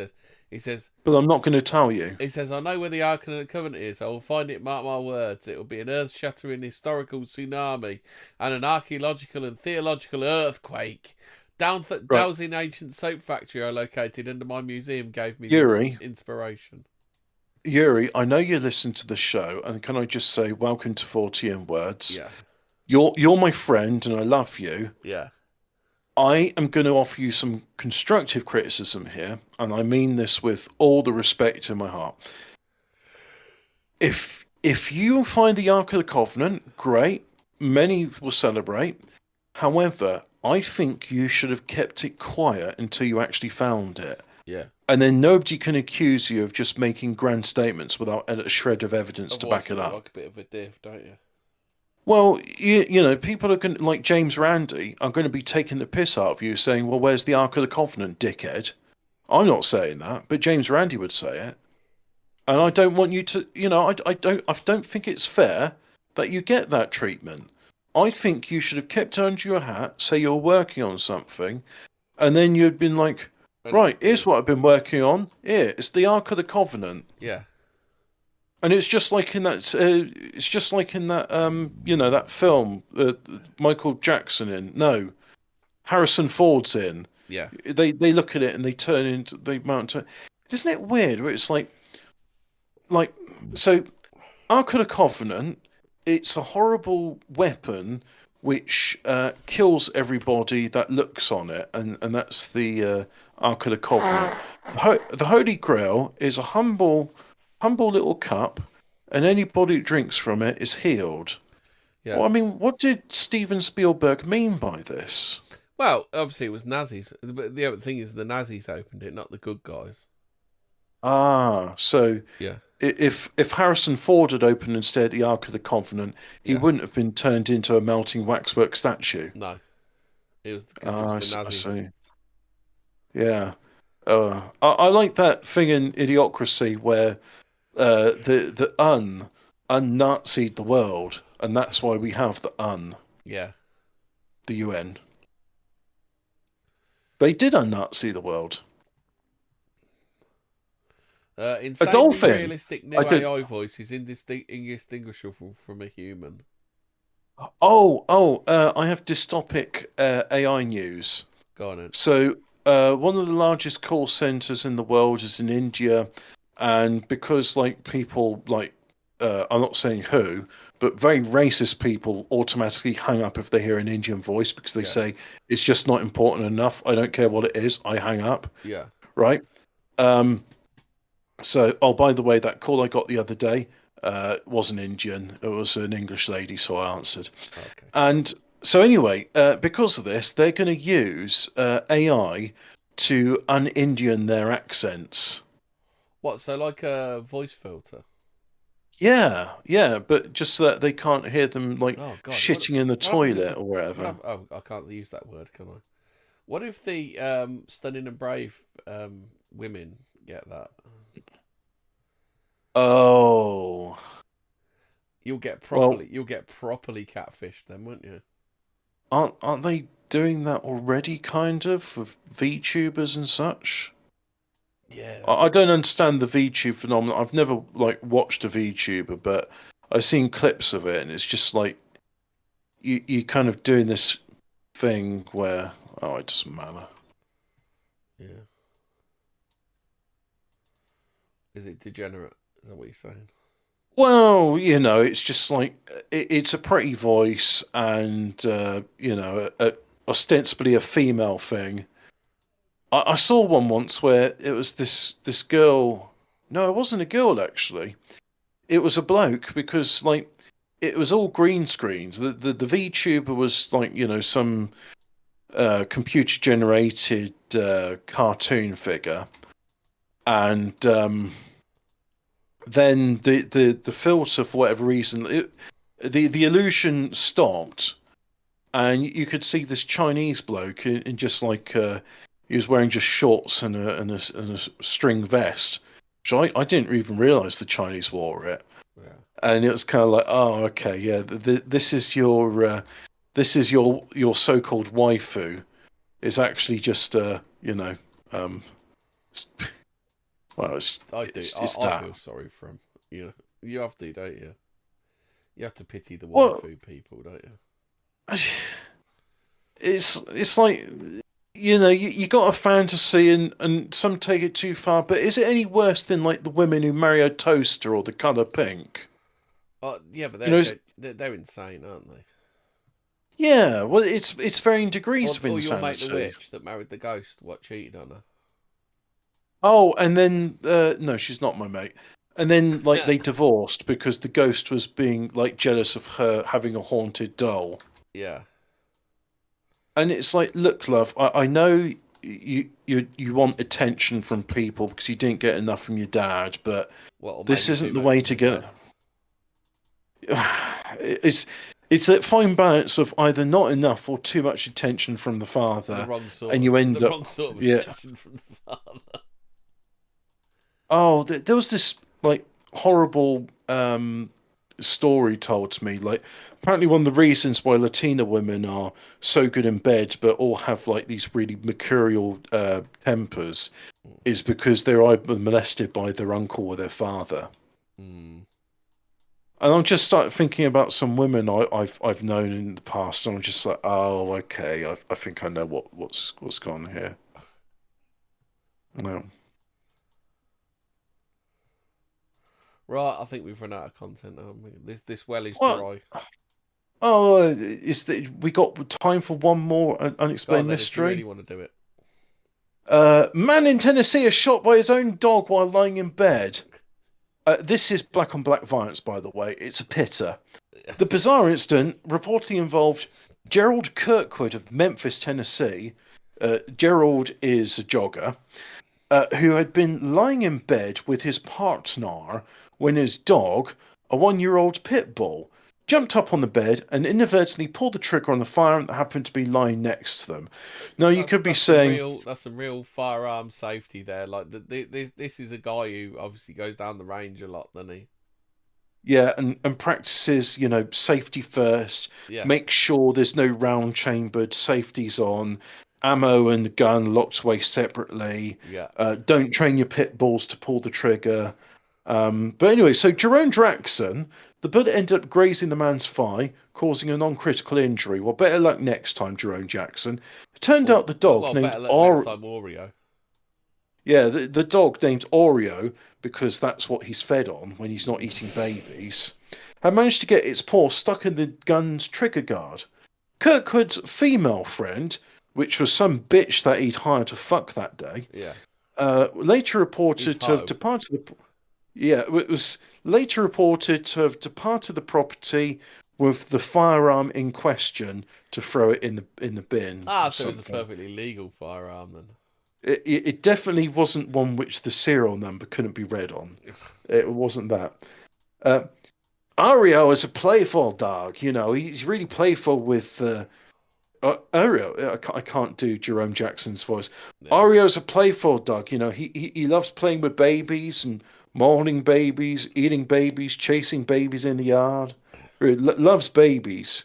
Very hungry for babies. Oh shit! What was that? What's that typo in that job advert? Oh shit! Must eat babies. Good dog loves. Will eat anything. Loves children. Yeah, it wasn't a typo. It's just like.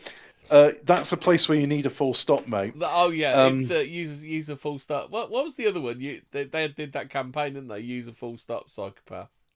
Oh well, the other one which is needed is where you should have a comma. You see, using a comma is the difference between I helped my Uncle Jack off a horse and I helped my Uncle Jack off a horse. Yeah.